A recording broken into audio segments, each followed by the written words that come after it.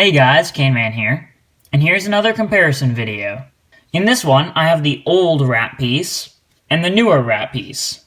The original piece was introduced in 2001 and was used until 2018. And the new one was introduced in 2018 and is still used today.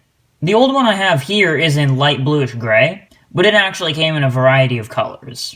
The new one, however, only comes in this dark tan color, at least so far.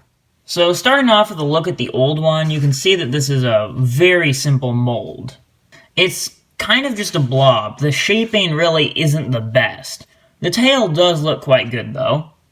The face is kind of defined, but there is actually no printing. All of that is just kind of indents and molding to form the ears and the nose and the eyes and such. You can also kind of see what they're going for with the legs there.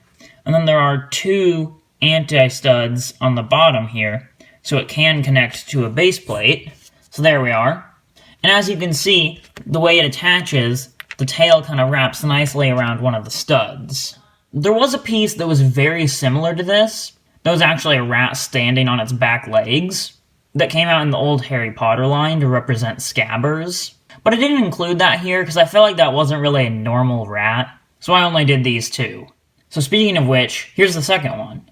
Now this one I feel like is a lot better, just because of the molding. It's a lot more defined. You can mainly see that with the legs, and the little gap that there is between the front and the back, and it almost looks like there's a space between the front two legs. There's not actually, they're not really separated.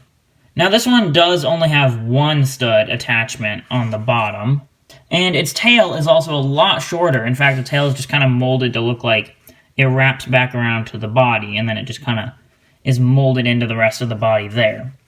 And the other main difference is this one actually has printed eyes, as you can see on each side there. No printing for the nose, but it is just pretty well defined by the molding there. Same goes for the ears. So here's what this one looks like on a base plate. The tail actually does still kind of wrap around a stud, but it's just not as long as the previous one. This one's head is also a lot closer to the ground. So overall, I think I prefer the newer one. It just looks a lot better in general. However, my main problem with it is, I really liked the rat having a long tail. And this updated version really doesn't. So ideally, I'd like the newer version with the same length tail as the older one. But what are your thoughts on these Lego rats? Feel free to share in the comments below. If you enjoyed this video, please consider subscribing to my channel. Thanks for watching, and I'll talk to you next time.